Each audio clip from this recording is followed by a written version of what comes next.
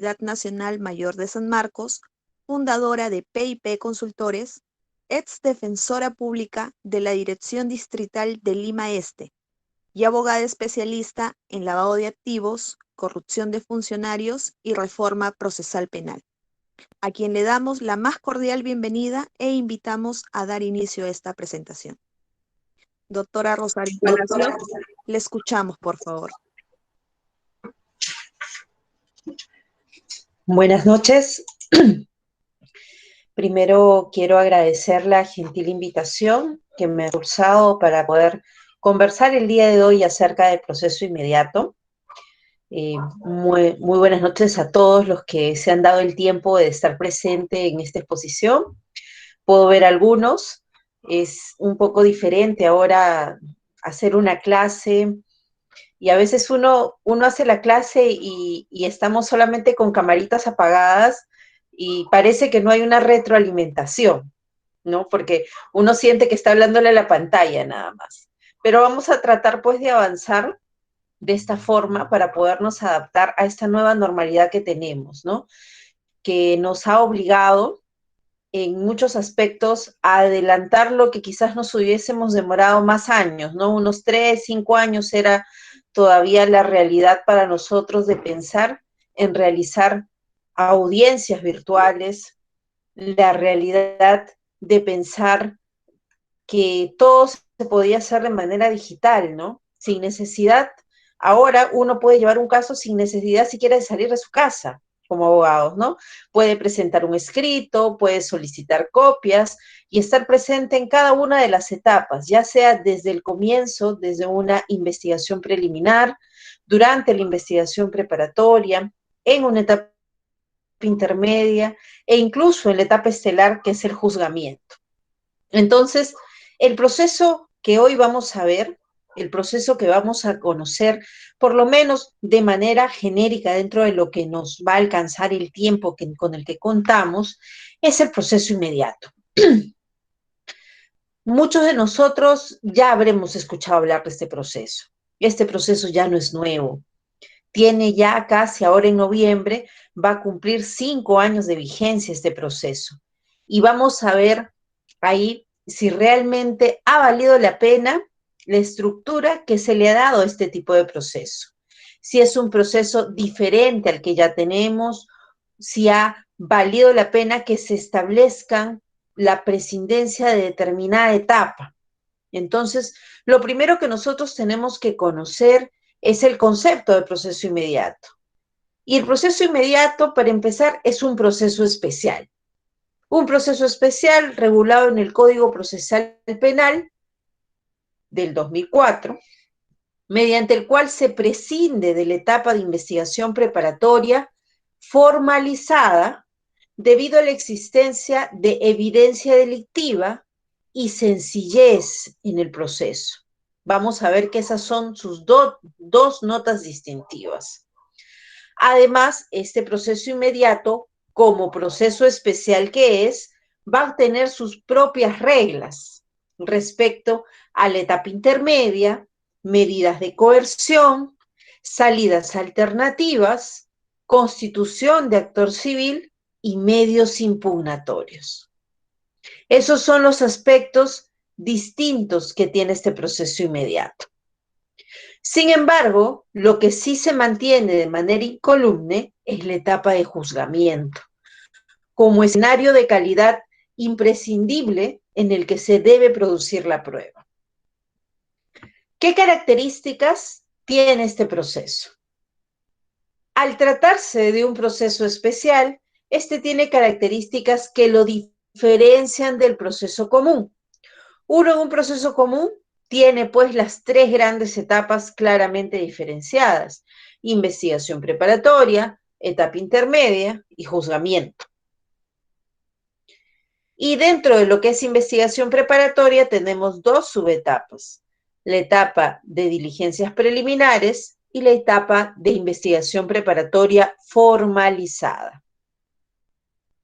Ese esquema lo tenemos que tener claro.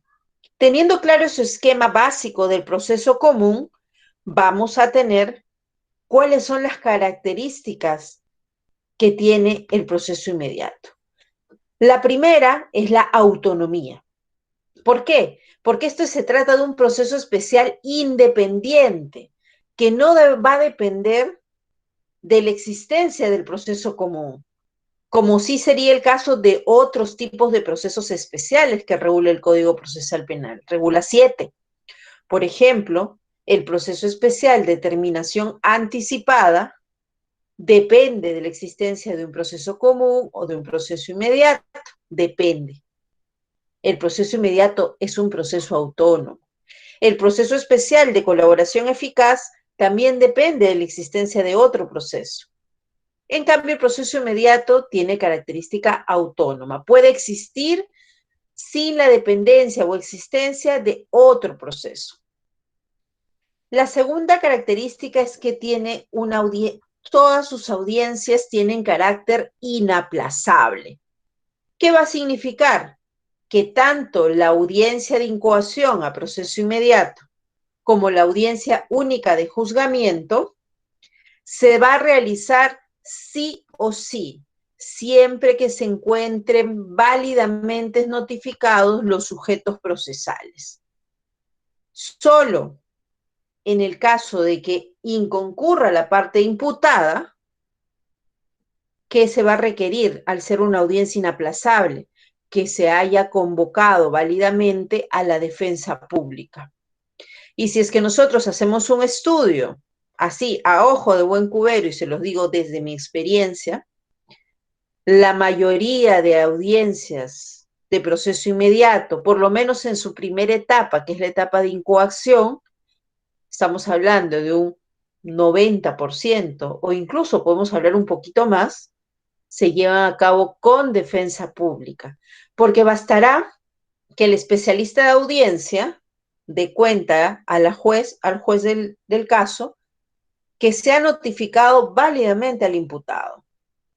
Estando válidamente notificado, aunque no concurra, la audiencia se lleva a cabo. Por eso es inaplazable, a diferencia de otro tipo de procesos. Otra característica que tiene es que es oral. ¿Qué significa y por qué prima acá la oralidad? A diferencia, y ustedes quizás dicen, pero siempre se dice que el proceso, el nuevo código, es oral, preeminencia oral, pero este es el más oral de los procesos. El proceso inmediato es donde hay más oralidad.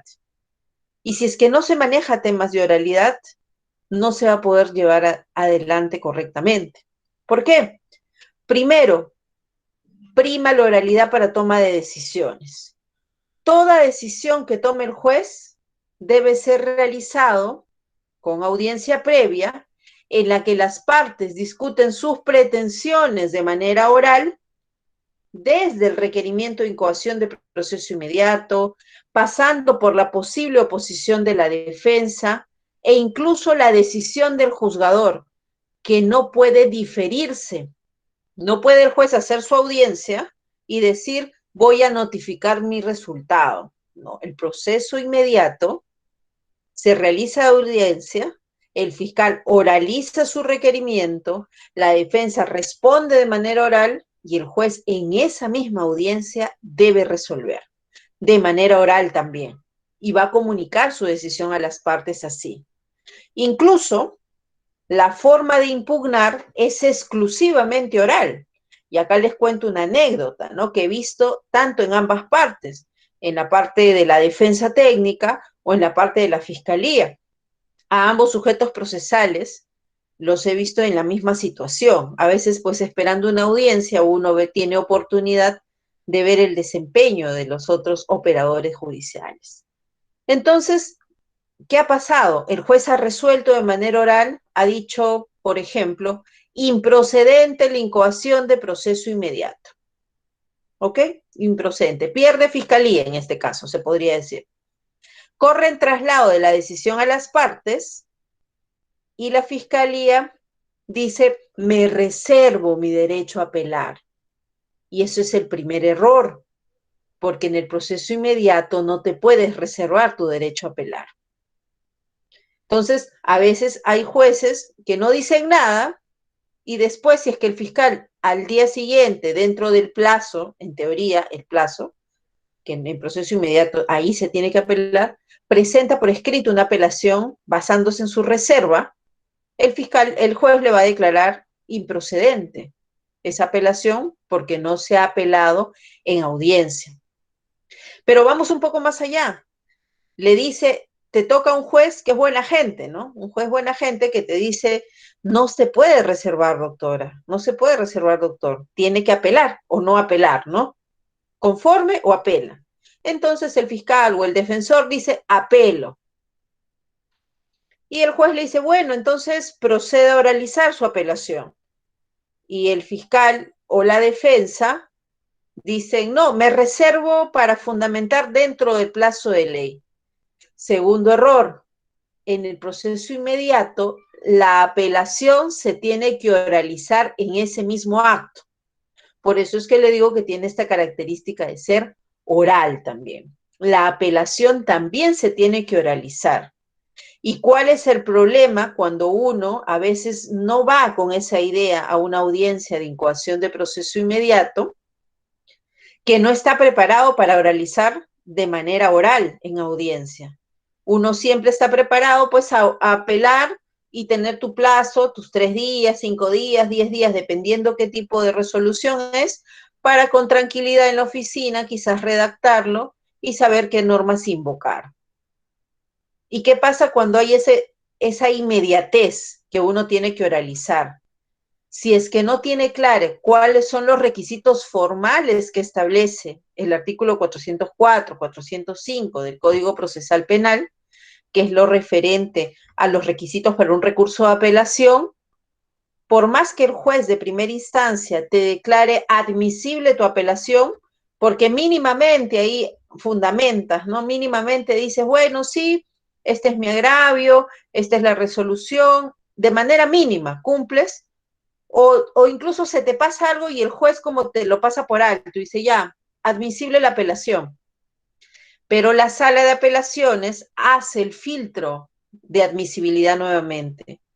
Y he visto muchas apelaciones que se han caído en sala, que han sido rechazados, mal concedidas esas apelaciones, y se han rechazado sin siquiera ver el fondo del asunto. Entonces eso es como perder en mesa, ¿no? O como perder por walkover. Entonces hay que tener claro que la oralidad implica en el proceso inmediato estar preparado para debatir en audiencia y debatir hasta el final. Si es que uno ya está viendo más o menos, uno siempre va con la positividad, ¿no? De decir, yo voy a ganar este caso, sé que tengo razones para poderlo llevar adelante, pero igual hay que ir con tu esquema básico para apelación, y en base a lo que has debatido en audiencia puedes plantear tu apelación de acuerdo a los argumentos que el juez te va a dar también, porque esos son los argumentos que vas a tener que rebatir. Sin embargo, y siguiendo con las características del proceso inmediato, a pesar de que prima la oralidad, no se deja de lado la escrituralidad tampoco. Este proceso inmediato también tiene alguna fase escrita. ¿Y dónde se refleja la fase escrita? En los requerimientos fiscales. Y acá la diferencia con el proceso común, porque en el proceso común hay una etapa, que es la etapa intermedia, que tiene una fase netamente escrita al inicio, que es cuando el fiscal plantea su requerimiento acusatorio, requerimiento de sobreseimiento, requerimiento mixto, y corre en traslado a la defensa. La defensa tiene la posibilidad de absolver ese requerimiento por escrito y tiene que hacerlo por escrito. En cambio, en el proceso inmediato, lo escritural está obligado nada más para los requerimientos fiscales. No hay absolución por escrito por parte de la defensa. El requerimiento fiscal es el que debe ir por escrito. El requerimiento fiscal de incoación, el requerimiento acusatorio que van a presentar o cualquier subsanación al requerimiento acusatorio. ¿Qué otra característica tiene? Y esa es una de las diferencias que se introdujeron de manera posterior. No fue el primigenio proceso inmediato. Es la obligatoriedad. ¿Qué significa? Que el fiscal, si es que se dan los presupuestos para incoación, vamos a ver que hay determinados presupuestos para su incoación, no tiene la opción de elegir, de decir, me voy a proceso común o me voy inmediato, ¿no? El fiscal debe incoar el proceso inmediato, debe incoar este tipo de proceso especial, e incluso existen delitos de manera taxativa cuya vía procesal siempre va a ser el proceso inmediato, como son el delito de omisión a la asistencia familiar y conducción en estado de ebriedad. Incluso se está barajando la posibilidad de que ahora, por ejemplo, la desobediencia a la autoridad, el delito de desobediencia, que es esta desobediencia simple, común a las normas sanitarias, ¿no? Los que han salido, todos esos detenidos en cuarentena, que cuántos, creo que han sido más de 20.000, 30.000 personas, ¿no? Cuando la cuarentena estuvo fuerte, acá en todo el Perú, ahora tenemos cuarentena focalizada, pero cuando estuvo fuerte la cuarentena, diariamente se detenía un montón de personas, y todas estas personas no se fueron a la cárcel. ¿Qué hicieron? Le levantaron su acta y los dejaron en libertad, pero se va a tener que procesar a estas personas. ¿Y cuál va a ser la salida? ¿Irme a un proceso largo, al proceso común, con todas las etapas? ¿O por la simplicidad de los hechos, porque aquí lo único pues que hay que acreditar es el tema de que esta persona estaba fuera de su casa, fue en el momento de la cuarentena, cuando ya eran pues las 8, 10 de la noche, no recuerdo cuál era la hora exacta de cuarentena desde el comienzo? Entonces, habrán personas que sí tengan pues razones plausibles para haber estado fuera. Quizás han sido víctimas de violencia, estaban yendo a denunciar, quizás tenían un familiar enfermo, estaban yéndose al hospital, pero habrán personas que no, que salieron pues porque dijeron, como dijeron, me voy a comprar algo, todavía no es tarde, acá no pasa nada. Ha habido muchos motivos así. Entonces, ya se está barajando la posibilidad de que este tipo de proceso de manera obligatoria también se vea por proceso inmediato. También la mayoría de casos de violencia familiar, y estamos hablando de violencia familiar, lesiones leves, ¿no? Las lesiones leves en el marco de violencia familiar, estas lesiones que tienen pues 1 por 1 en certificado médico legista, 2 por 1, 1 por 5, estamos hablando de lesiones que no revisten mayor gravedad y no se necesitan mayores actos de investigación. También se está propugnando, hay proyectos legislativos que quieren que se establezca como un delito que obligatoriamente se vea por proceso inmediato. Pero en la práctica, este tipo de casos sí se está viendo por proceso inmediato. Así que sería legislar algo que nosotros ya se está realizando, solamente protocolizar, protocolizar. ¿Qué otra característica tiene? Que este proceso es sencillo. Sencillo porque es ausente de complejidad. Para que se decida seguir la investigación de un delito mediante este trámite especial, se va a verificar la exigencia concurrente de 2 notas distintivas. Estas notas distintivas las hemos visto pues en el Acuerdo Plenario 2/2016 de la Corte Suprema de Justicia de la República. El primero, la sencillez, y el segundo, la evidencia delictiva. Si es que no hay sencillez y no hay evidencia delictiva, no se puede ir a proceso inmediato. Se habilita la realización de un proceso rápido y sencillo a efectos de lograr una solución al conflicto penal en el menor tiempo posible. Lo contrario, verificar un escenario de complejidad inhabilita la realización de este proceso especial. Ahora vamos a pasar a analizar la base legal y los antecedentes normativos de este proceso inmediato. Actualmente nosotros el proceso inmediato lo encontramos regulado en el artículo 446 y siguientes del Código Procesal Penal, pero este artículo fue modificado por el Decreto Legislativo 1194. ¿Por qué? Porque inicialmente el proceso inmediato, cuando fue promulgado, no entró en vigencia a nivel nacional, solamente entró en vigencia en aquellos distritos en los cuales estaba vigente el Código Procesal Penal. Fue una aplicación progresiva también. El 29 de julio del año 2006, que empieza la aplicación del proceso inmediato en Huaura, entró en vigencia el proceso inmediato. Pero este proceso inmediato no era como el que conocemos ahora. Ahí era un proceso facultativo, para empezar, no era obligatorio. Decía el fiscal, podrá incoar proceso inmediato, no decía el fiscal, deberá incoar. Segundo, no había ningún supuesto obligatorio, no se hablaba todavía de omisión a la asistencia familiar, de conducción a estado de ebriedad. Tercero, todo el proceso era de manera escrita, no había señalado a audiencias de incoación, audiencia única de juzgamiento, todo era de manera escrita. Cuarto, era inapelable el auto que rechazaba la incoación de proceso inmediato. Si lo rechazaba, ahí quedaba. Quinto, no había normas especiales, ni para etapa intermedia, ni para apelación, ni para medidas de coerción. No había ninguna norma especial. ¿Y qué pasó con este proceso inmediato que entró en vigencia en el 2006 en algunos distritos judiciales progresivamente? Pasó que no se utilizó. El proceso inmediato no significó ningún cambio. ¿Qué hacían los fiscales? Como no tenían obligación, se iban a proceso común nada más y era un caso más. No hacían o no ejercían el proceso inmediato porque tal como estaba realmente no daba resultados óptimos, no daba resultados rápidos. Sin embargo, y debido a una ola de delincuencia, una ola que siempre ha habido, ¿no? En aumento, y sobre todo fue el tema de qué decían, ¿no? En la prensa en ese tiempo, detienen a los presos, a los rateros, a los delincuentes, van a la comisaría y el fiscal los suelta, ¿no? El fiscal le da libertad, a pesar de que ha habido flagrancia. ¿Cuántos casos de flagrancia los sueltan? Dice, ¿no?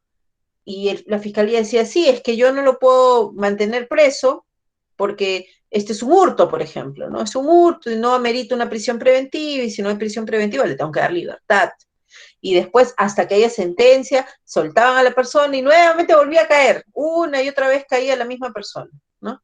Entonces, ahí el Poder Ejecutivo se puso las pilas y dijeron, ¿por qué este proceso que nació para afrontar este tipo de hechos, los hechos flagrantes, por ejemplo, que son los casos sencillos, porque encuentran pues a la persona con las manos en la masa o escapándose del lugar de los hechos, ¿por qué no se están solucionando de manera rápida?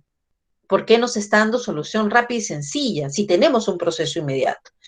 ¿Cuál es el cuello de botella? Y se dieron cuenta que no, pues acá si le ponemos podrá, el fiscal no lo va a hacer. Hay que ponerle que el fiscal deberá. Entonces le cambiaron un verbo y le dieron más operatividad. Pero dijeron cambiándole un verbo nada más no sirve. Tenemos que hacer un cambio total, una reingeniería. Y así nace el proceso inmediato reformado, ¿no? El proceso inmediato reloaded. Y con este proceso inmediato se establece primero delitos obligatorios. ¿Por qué? Porque se había dado cuenta, y el Poder Judicial, mire, tantos años pues se habían dado cuenta, que el proceso inmediato, el proceso penal tenía una sobrecarga procesal por dos tipos penales. El primero, la omisión a la asistencia familiar, que a pesar de ser un proceso súper sencillo, dentro de los procesos más sencillos, a pesar de ser un proceso sencillo, demoraba tanto a veces que terminaba prescribiendo. Una persona que había luchado tanto en paz letrado, tanto para llegar al tema penal, y ahí se termina archivando, o termina sin cobrar nada, ¿por qué? Porque prescribía. Y era bastante carga procesal. Entonces dijeron, obligatorio omisión. ¿Qué otro delito más? Que es así, rápido, fácil de probar, dijeron. ¿Qué otro delito ponemos?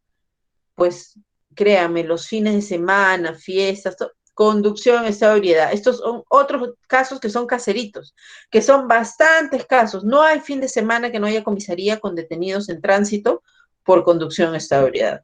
Quizás habrá bajado cuando tuvimos la cuarentena, pero antes de cuarentena y ahora que ya estamos post cuarentena, se está viendo que nuevamente conducción en estado de ebriedad siempre es un delito que tiene alta incidencia delictiva, a pesar de que tiene una pena bastante leve, máximo 2 años de cárcel, que en la mayoría, casi nunca hay pena efectiva, salvo que sea un reincidente. Entonces, dijeron, estos dos delitos van a entrar como delitos obligatorios, sí o sí, proceso inmediato.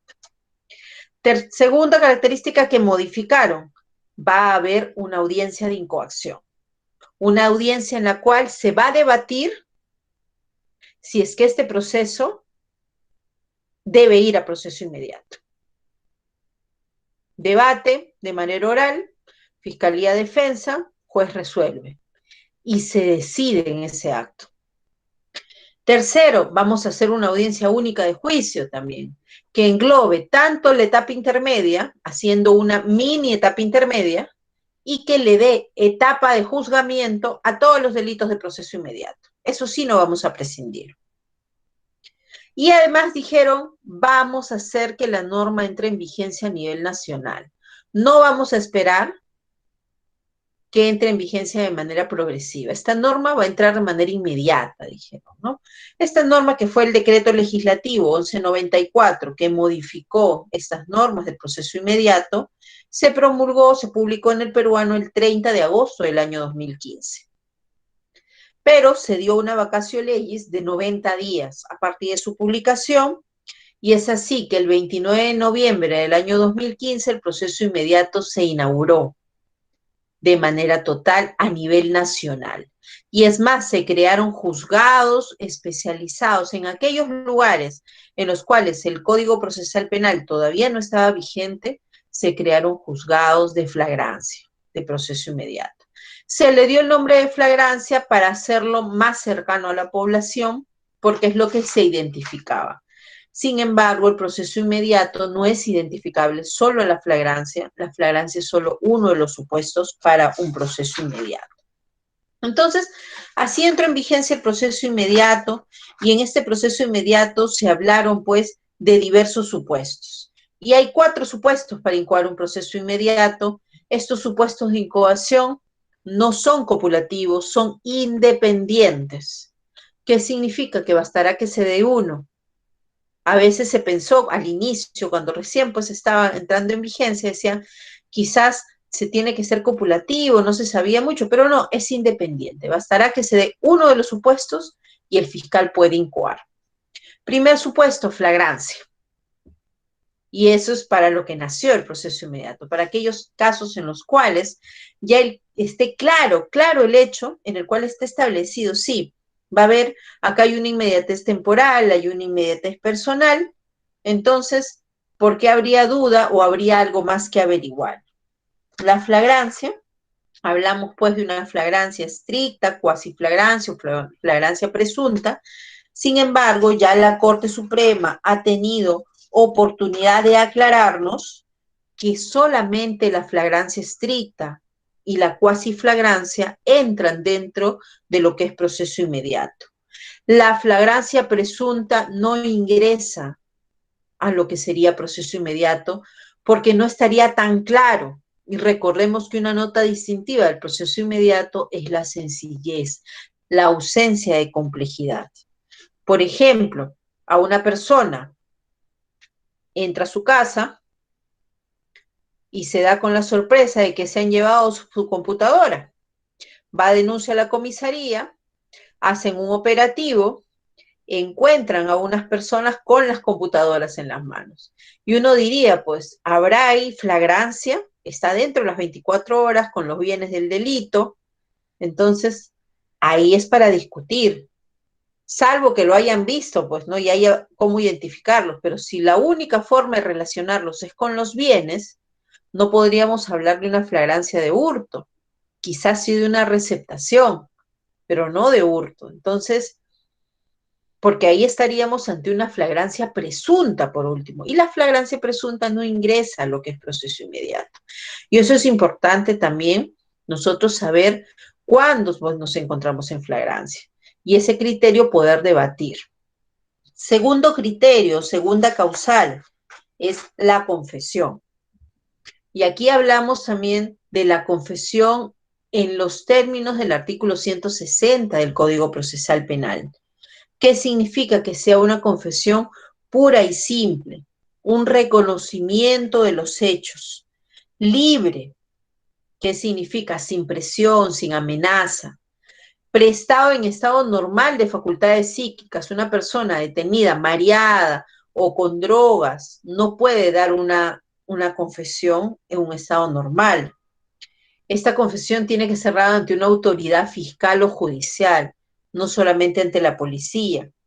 Y además tiene que ser sincera, espontánea y corroborada con otros actos de investigación. No bastará que diga si yo fui. Ya hemos visto casos en los cuales hay personas que asumen responsabilidades de otros, ya sea por presión, ya sea por cariño, por aprecio, ¿no? El caso del padre que se echa la culpa de lo que hizo el hijo, por ejemplo, o el caso de un empleado que asume lo que hizo su jefe. No nos olvidemos, por ejemplo, el caso de este señor Riera, que en la Costa Verde atropelló a varias personas y llamó a su trabajador y lo hizo ponerse al volante porque él estaba totalmente ebrio. Entonces, ahí, pese a que el trabajador confesó, no se trató de una confesión correcta. Cuando hay una confesión dudosa, en la cual no acepta plenamente los hechos, no estamos ante una confesión como supuesto de incoación de proceso inmediato. Y cuando hablamos de una confesión cualificada, significa que es una confesión que dice, sí, yo lo hice, por ejemplo, pero en legítima defensa. Eso ya sería una confesión cualificada, porque está hablando acerca de una causa que va a eximir su responsabilidad, está aduciendo una defensa. Para que sea proceso inmediato, tiene que ser una confesión pura y simple. No puede ser confesión dudosa, no puede ser confesión cualificada. El tercer supuesto de incoación de proceso inmediato es el delito evidente. ¿Qué significa evidente? Lo cierto, lo patente, lo acreditado sin menor duda. Y eso se puede reflejar con los iniciales actos de investigación, en el cual tiene que estar plenamente acreditado la realidad del delito y la intervención en el hecho de parte del imputado. Nos enfocamos entonces en los actos de investigación. Ya no nos vamos a enfocar ni en la flagrancia ni en la confesión, que son supuestos independientes. Acá nos vamos a enfocar a cuántos actos de investigación se han llevado a cabo, porque podría ser, por ejemplo, que el imputado ni siquiera ha declarado, que podría ser que es un imputado no habido. Sin embargo, por la evidencia delictiva, por los actos de investigación realizados, se tiene claramente establecido que sí la persona ha cometido el hecho. Entonces, todos los ámbitos de relevantes tienen que estar cubiertos con un medio o un acto de investigación. De faltar realizar actos de investigación, no se podrá incoar un proceso inmediato, sino que tendrá que pasar a un proceso común. Si es que hay deficiencia legal, si es que no son idóneos, no son fiables los actos de investigación, también podré discutir. Y el cuarto supuesto de incoación es el supuesto de incoación por delitos obligatorios. Ya les había adelantado que eran dos delitos que están establecidos, el delito de conducción en estado de ebriedad y el delito de omisión a la asistencia familiar. Y aquí, aunque uno parezca, diga, delitos tan simples, ¿habrán temas que discutir? Sí, hay temas que discutir aún en estos delitos que son súper sencillos. Se tiene que manejar, por ejemplo, en comisión a la asistencia familiar, conocimientos acerca de cómo se lleva un proceso de alimentos. Porque para ver, por ejemplo, cómo se hace un requerimiento válido, qué pasa cuando el alimentista adquiere mayoría de edad, desde cuándo empieza a correr la prescripción. Hay bastantes aspectos que cubrir en lo que es delito de omisión a la asistencia familiar. ¿Y qué nos sirve bastante? Estudiar todos los aspectos relacionados al proceso de alimentos. El proceso civil, que a veces, pues, un civilista jamás quizás en su vida va a ver nada de penal, pero un penalista sí tiene que manejar todos estos ámbitos si es que se va a dedicar a estos aspectos. Y si se van a dedicar a procesos inmediatos, el proceso que es más caserito en estas audiencias es el proceso de omisión a la asistencia familiar. Entonces, es el que van a ver día a día siempre. Si se van a las salas de las audiencias, bueno, antes que había salas de audiencias abiertas, pero ahora incluso creo que hay distritos judiciales que publicitan sus audiencias, se puede verificar que ese es el delito más recurrente. Entonces, con eso tenemos la fase de lo que es el supuesto de incoación de proceso inmediato. ¿Habrá causales para oponerme a un proceso inmediato? ¿Cuál es la labor de la defensa en un proceso inmediato? En un proceso inmediato, la defensa tiene que verificar que efectivamente se trata de un proceso sencillo y ausente de complejidad.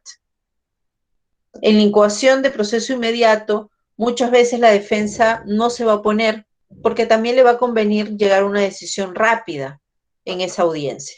Porque en la audiencia de incoación de proceso inmediato puede llegarse a una terminación anticipada, una salida alternativa, un acuerdo reparatorio, un principio de oportunidad. Todo eso es posible en la audiencia de incoación. Entonces, no siempre la defensa va a oponerse. ¿Cuándo se opondrá la defensa? Cuando precisamente faltan realizar actos de investigación.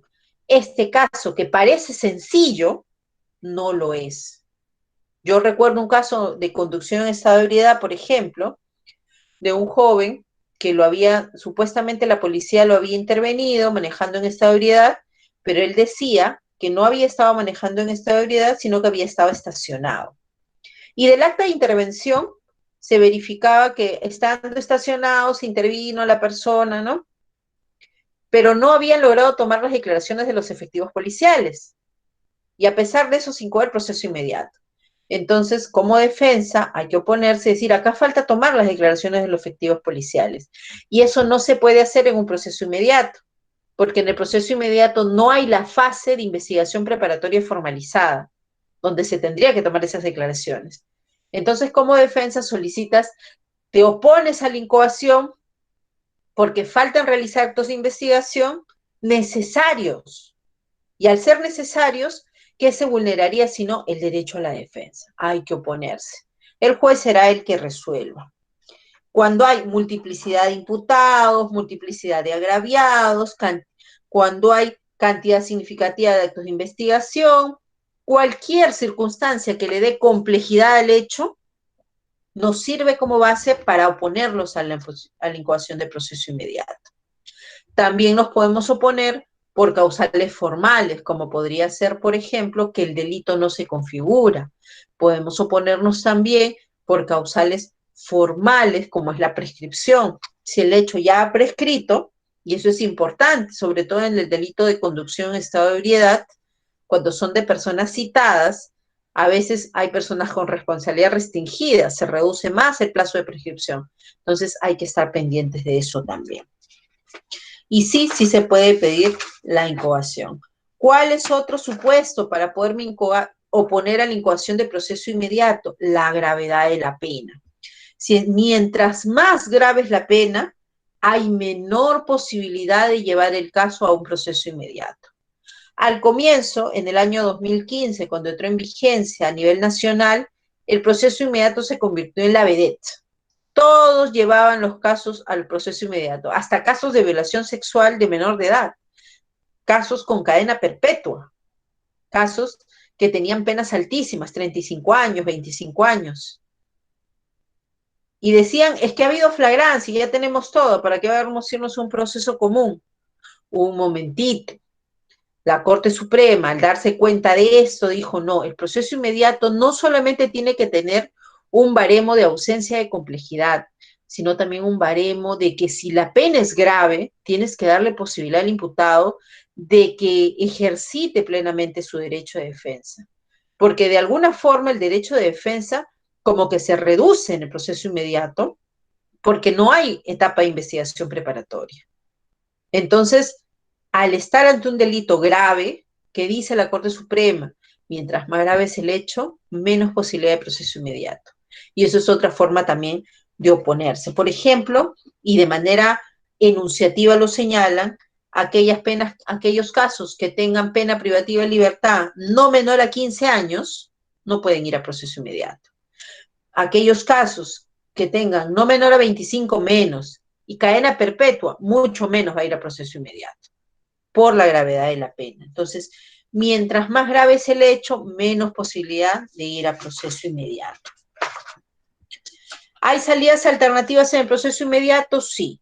Y las salidas alternativas solamente se pueden tomar en la etapa de incoación, que es la primera etapa.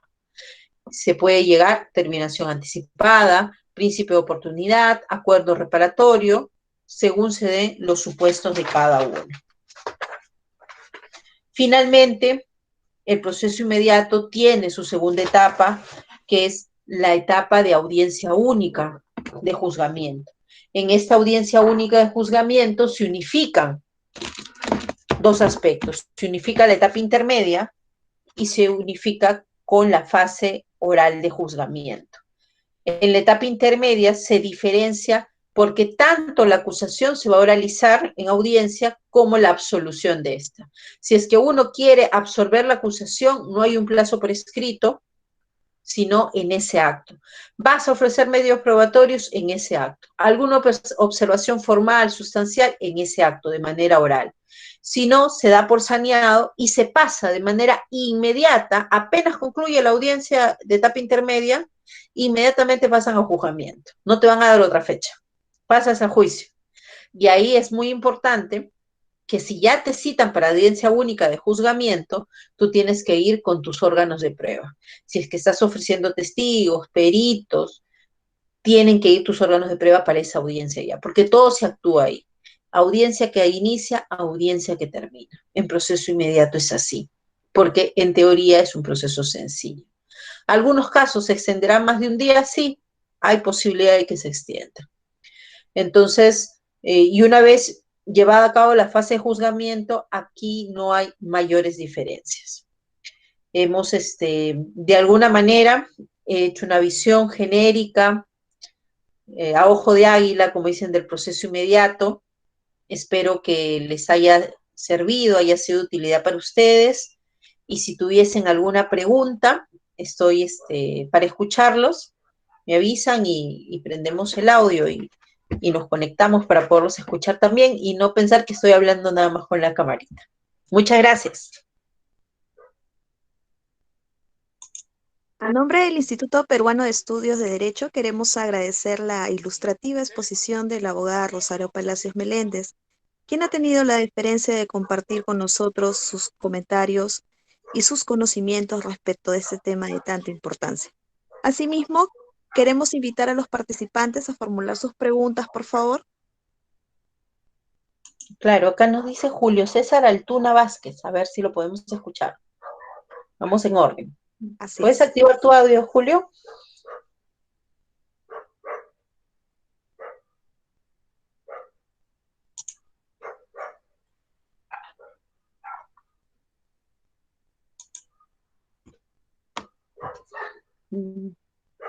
A ver. No se escucha, Julio, tu audio. Sale apagado tu micrófono. Prende tu micrófono.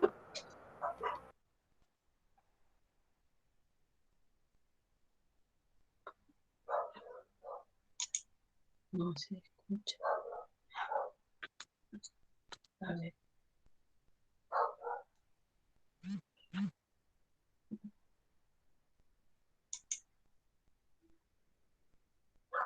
A ver, creo que tenemos problemas de audio con Julio César Altuna. Quizás si nos puedes escribir tu pregunta. Mientras la vas escribiendo, hay otra persona aquí, Evelyn Yereida Chipa, que ha puesto aquí que quiere preguntar. ¿Ahora me escuchan? Sí, sí, Evelyn. Buenas noches. Tengo una pregunta. Sí, claro. ¿En qué etapa del proceso común se puede dar la terminación anticipada y la conclusión anticipada? Evelyn, la terminación anticipada en el proceso común solamente se puede dar durante la investigación preparatoria. Si termina la investigación preparatoria ya no puede solicitar terminación anticipada. Y la conclusión anticipada solo se da al comienzo del juicio, en la primera audiencia. En el caso del proceso inmediato, la terminación anticipada solo se puede llevar a cabo en la fase de incoación, que es la primera audiencia. ¿Qué va a pasar ahí? Se va a incoar el proceso, como ya ustedes, pues imagínate, eres fiscal o defensa, saben que va a haber una terminación anticipada. ¿Qué es lo que van a hacer? Van a llevar rápidamente la incoación sin oposición y van a comunicar al juez que tienen un acuerdo. El juez va a escuchar los términos del acuerdo y, de ser legal a lo que han arribado, va a proceder a aprobar el acuerdo. y si es que va a haber una conclusión anticipada, ya no se dé en esa etapa, sino en la etapa de juicio. Doctora, tenemos una pregunta a través del chat. ¿Listo? Nos dice, ¿la constitución de actor civil de qué manera se realiza? En el proceso inmediato, la constitución de actor civil también tiene que guardar las formalidades que establece el Código Procesal Penal, que sería el de presentar por escrito su solicitud, y se realiza de manera inmediata después de la incoación. Si la incoación se declara procedente, inmediatamente se realiza la audiencia de constitución de actor civil. ¿Qué pasa si es que no va el abogado? Se declara inadmisible, pero se le resguarda aún el derecho para que en la segunda etapa pueda aún constituirse. En un proceso común, el actor civil solamente se puede constituir en la investigación preparatoria. Después ya no, vence, ¿no? Caduca su posibilidad. Pero en el proceso inmediato tiene posibilidad de constituirse tanto en audiencia de incoación como en la audiencia única de juzgamiento. Precisamente porque es un proceso corto. No va a tener el actor civil, el agraviado, la posibilidad de constituirse en todo el tiempo porque no va a haber investigación preparatoria. Entonces lo que hacen, y se hace ya de manera como práctica judicial, es que le permiten que se constituya tanto en la primera audiencia como en la otra audiencia. Doctora, el participante Julio nos pregunta si un proceso especial se puede convertir en un proceso común. Sí, un proceso especial puede revertirse. Y precisamente el proceso inmediato puede ser que termine volviéndose un proceso común cuando la defensa o el mismo juez advierte de que no es un proceso que cumple con las características. Si es que no se da el supuesto de incoación, el juez puede decir improcedente la incoación y que vaya a proceso común. Incluso estando en etapa de la segunda etapa, que es etapa de juzgamiento, el juez puede declarar nula la incoación y retrotraer por apreciar que existe una complejidad o que falta averiguar algo más. Ha habido casos que incluso han llegado hasta la Corte Suprema, que inicialmente han avanzado como proceso inmediato y la Corte Suprema declaró nulo todo y ha dicho todo se va a proceso común. Y fue el caso, me acuerdo, de un tema de drogas, por ejemplo, ¿no? Habían, o aparentemente eran insumos químicos y dijeron este insumo químico fiscalizado, lo llevaron a proceso inmediato. Y después el abogado siempre se opuso a que se vaya a proceso inmediato y llegó hasta la Corte Suprema. Y ya en ese estadio se verificó que efectivamente ni siquiera era un insumo químico fiscalizado, era otro tipo de insumo químico que no estaba fiscalizado, porque eso es taxativo. Entonces tuvo que pasarse a un proceso común y que se termine ahí. Sí, sí es posible y efectivamente el Acuerdo Plenario 2/2016 establece eso. Tenemos otra pregunta, doctora. Nos dice el participante Víctor, presentado el requerimiento de incoación de proceso inmediato y declarado fundado, ¿en qué parte del Código Procesal Penal se establece que el fiscal deberá presentar la acusación dentro del término de 24 horas? Si no me equivoco, está en el artículo 447 o en el mismo 446. Y eso es lo que se establece. Es más, siempre que el juez resuelve, oralmente dice el fiscal tiene obligación de presentar su requerimiento acusatorio dentro del término de 24 horas, porque hay plazos cortos. Y se supone que el juicio, luego de eso, va a ser dentro de las 72 horas. En la práctica, créanme que a veces hay fiscalías por lo propio, lo mismo que están sobrecargados, presentan a veces su requerimiento hasta un año después, no dentro de las 24 horas, ¿no? Y los plazos, en este caso, sí, son más, están más cortos en el código, pero no hay una forma de controlarlo. No hay una forma de controlar que estas 24 horas se cumplan, no hay una forma de controlar que las 72 horas para el juicio se cumplan. Entonces, más allá de eso es la carga procesal de cada juzgado. Pero sí, taxativamente está en el Código Procesal Penal, 444 o 446. Ahí lo encontramos. La participante Jocelyn nos dice respecto a los plazos, cuando se desea apelar una prisión preventiva, ¿tiene que fundamentarse en audiencia bajo apercibimiento de inadmisibilidad? ¿O es como el proceso común que se deja constancia de apelación y posteriormente se presenta el escrito fundamentado? Sí, en el caso de prisión preventiva, sí se puede fundamentar por escrito en el plazo de 3 días. Lo único que sí se tiene que hacer es interponer la apelación, nada más. ¿Qué es lo que se tiene que fundamentar oralmente? Es cuando te declaran procedente o improcedente la incoación del proceso inmediato. Eso es lo que requiere fundamentación oral. Pero en prisión preventiva tiene la misma norma que el proceso común. Doctora,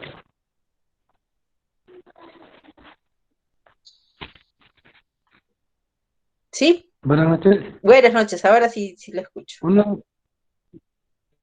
una constante, bastante problema en el cuestión de proceso inmediato, como por ejemplo, de que, ¿qué pasa, por ejemplo, si el defensor público no hace una buena defensa al imputado, por ejemplo? En ese caso, el juez puede tomar una determinación, en un caso, por ejemplo, de que no haga bien su defensa. En esos, el juez puede emplazar al defensor público.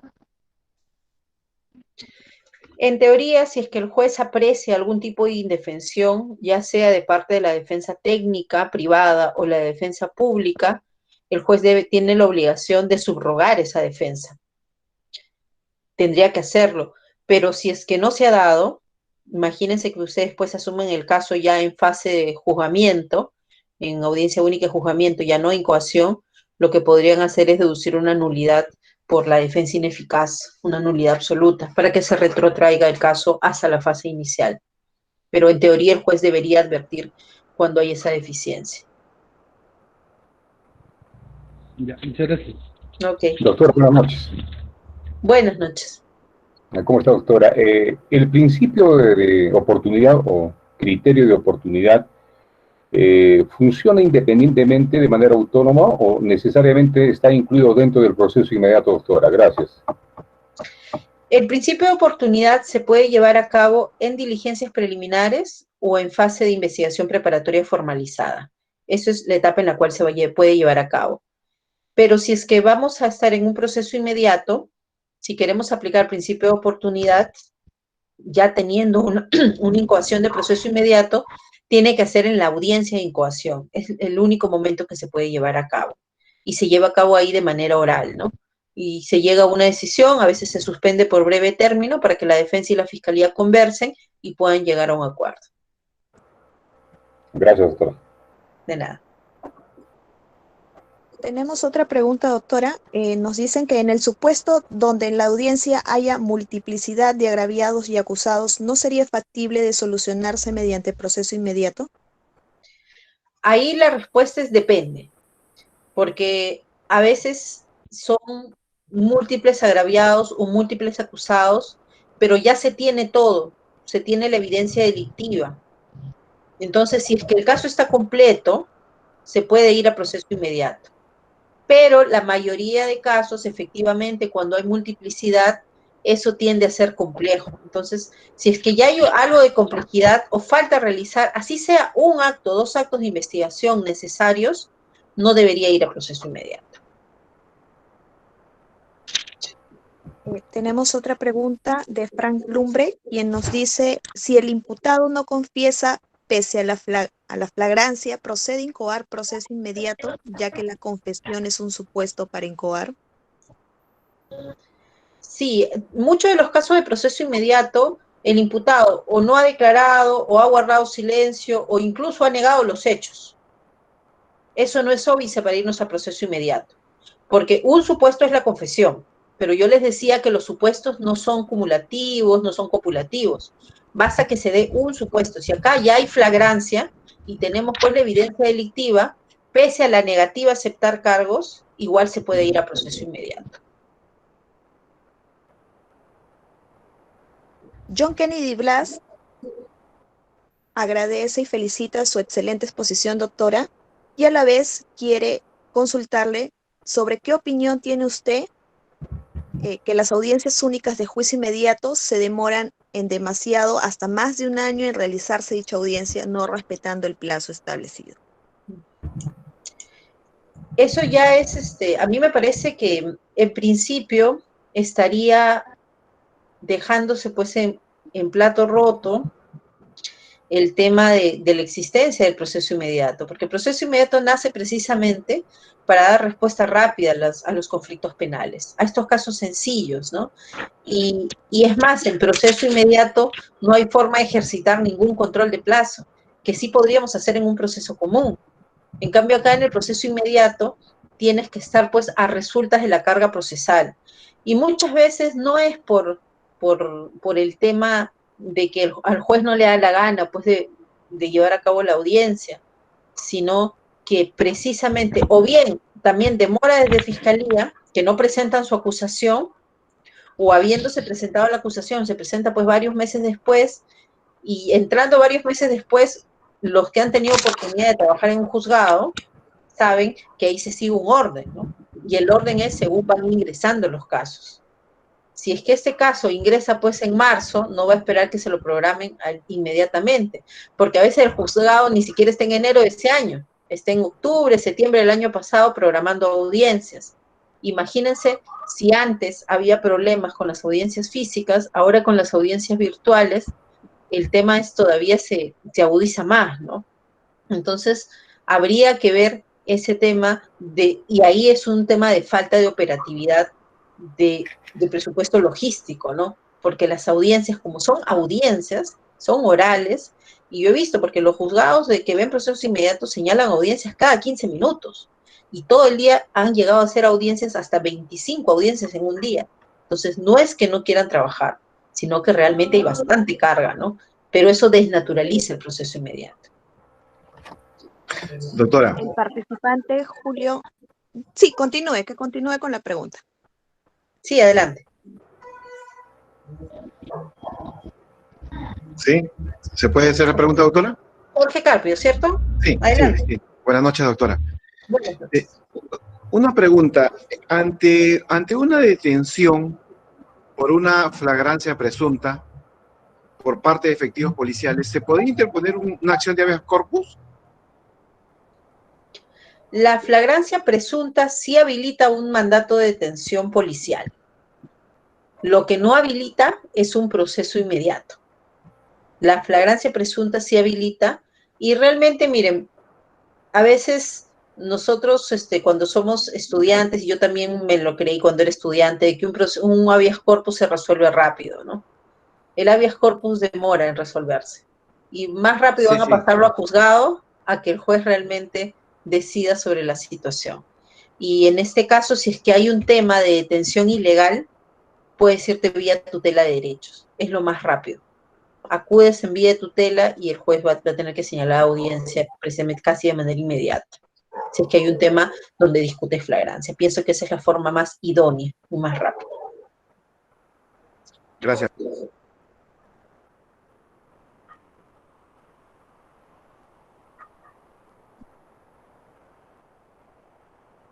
Doctor, ¿otra consulta? Sí, claro. Doctora, ¿qué pasa, por ejemplo, se dice de que en la primera etapa es inaplazable, ¿no es cierto? ¿Qué pasa, por ejemplo, cuando hay un proceso de omisión a la asistencia familiar y el imputado, por ejemplo, está más de un año postrado en una cama por motivo de salud muy grave? Y si es inaplazable, por ejemplo, si hace una liquidación, ¿qué pasa qué criterio puede tomar el juez en esa audiencia? Suponiendo de que, por ejemplo, si se hace una liquidación de un monto, el imputado se le hace difícil pagar en este caso porque debido a una enfermedad está postrado en un establecimiento de salud. En este caso, para la audiencia de incoación de proceso inmediato no se ve el tema de fondo. Solamente se ve que tengan los requisitos formales que se exigen para configuración de delito. El argumento que usted me presenta de que es una persona postrada, pues con imposibilidad de pago, ya sería un argumento para utilizarse en fase de juzgamiento, para solicitar una absolución. Entonces, ¿qué sería? En fase de juzgamiento recién se tendría que definir eso. Sí sería procedente la incoación, pero ya en la segunda etapa incluso se tendría que ver si se puede instalar esa audiencia, porque la fase de juzgamiento requiere presencia del imputado, y un imputado que esté pues en sus cabales. Y si esa persona ni siquiera puede expresarse, puede hablar, no se puede continuar con la audiencia. La audiencia se reserva hasta que la persona tenga capacidad plena para poderse expresar. Doctora, el participante Julio Bayona pregunta, ¿en juicio inmediato también se puede aplicar criterio de oportunidad antes de que se emita el auto de enjuiciamiento? El criterio de oportunidad solamente se puede solicitar en etapa de incoación de proceso inmediato. Hay juzgados, y esto ya es como práctica jurisprudencial, pero legislativamente no se podría, hay juzgados que utilizan hay una normativa dentro de lo que es etapa intermedia, y como el proceso inmediato tiene su mini etapa intermedia también antes del auto de enjuiciamiento, como ha dicho, y permite, ¿no? Permite, estando las partes ahí, que se pueda llegar a un principio de oportunidad. Pero eso más como criterio que como algo así obligatorio. De manera taxativa, el principio de oportunidad solamente puede darse pues en la incoación. La participante Eliana Tejada pregunta, ¿el proceso inmediato es únicamente aplicable a los delitos de conducción en estado de ebriedad y omisión a la asistencia familiar o depende de la pena del delito? El proceso inmediato se aplica de manera obligatoria para esos dos delitos, pero también es aplicable a otros tipos de delitos en los cuales haya o flagrancia, o confesión, o evidencia delictiva, salvo que tenga una pena combinada grave, que esté establecida en su extremo mínimo, no menor a 15 años. Pero en principio sí puede aplicarse a la mayoría de delitos que cumplan con alguno de los supuestos, como flagrancia, confesión sincera o prueba evidente. Hugo Choque nos consulta, ¿cuál es la oportunidad para constituirse en actor civil y si es necesario presentar un escrito o tan solo en acto de audiencia realizarlo de forma oral?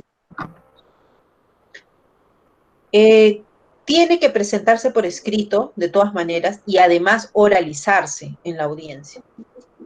Por escrito y oralizarse, pero los requisitos no son pero tan estrictos. Por ejemplo, si es que no se tiene pues una copia de DNI, no se tiene algo para una copia certificada, se hace la verificación en línea, se busca simplificar. ¿Por qué? Porque si no, no se va a poder constituir y ahí no hay oportunidad de declarar inadmisible y dar un plazo, ¿no? Entonces se trata de dar alguna flexibilidad, pero sí tiene que presentarse por escrito el requerimiento con lo que establece el artículo 99 y 100 del Código Procesal Penal.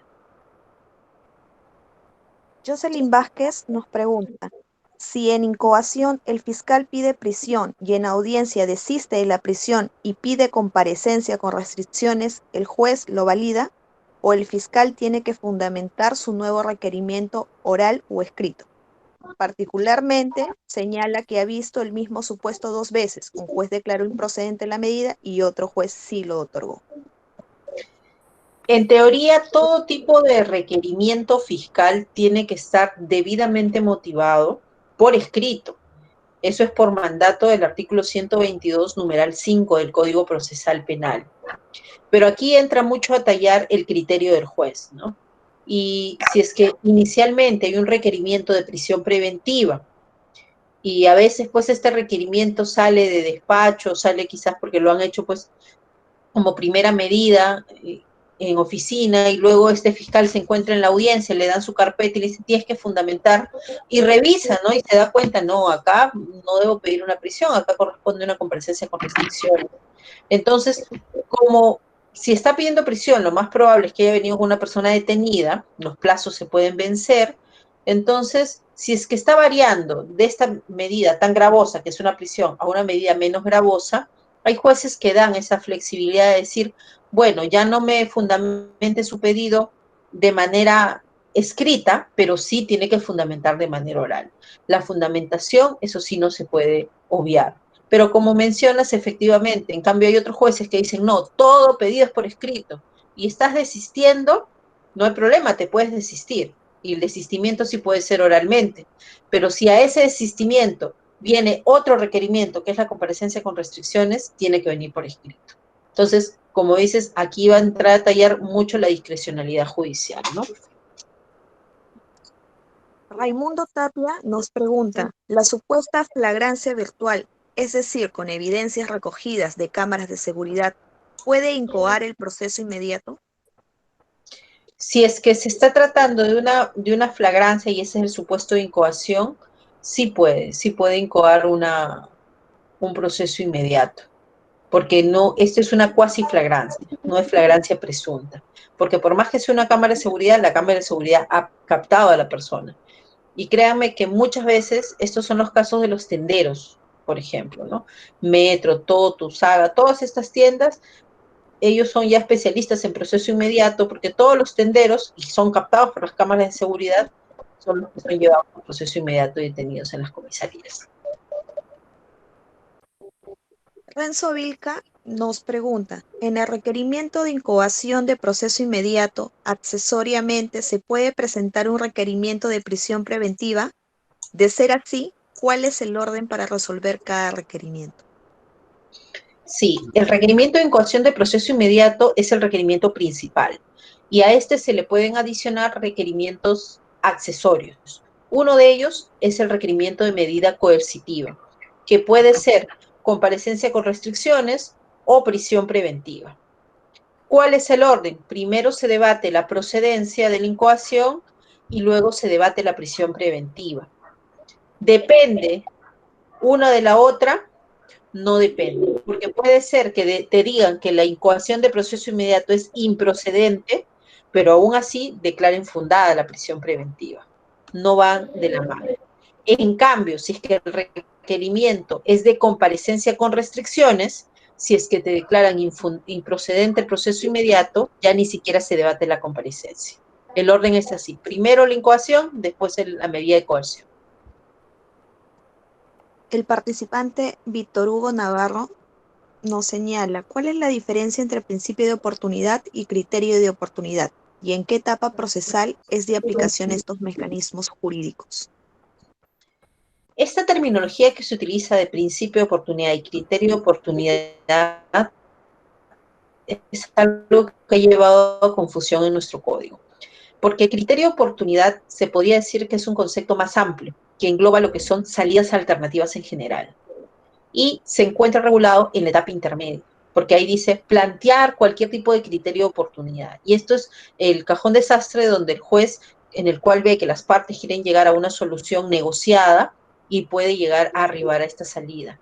En cambio, el principio de oportunidad como tal es el que encontramos regulado en el artículo 2 del Código Procesal Penal, que nos establece determinados supuestos en los cuales el caso se va a archivar, ya sea solo con decisión del fiscal en diligencias preliminares o con aprobación del juez cuando el caso ya se encuentra formalizado.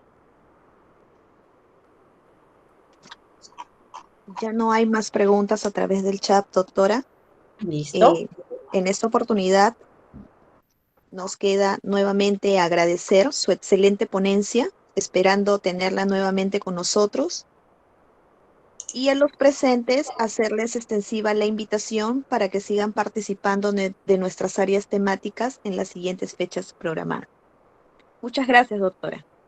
Muchas gracias a ustedes. Muchas gracias por darse el tiempo de estar hoy un viernes en la noche compartiendo esta charla y hasta otra oportunidad. Gracias. Buenas noches.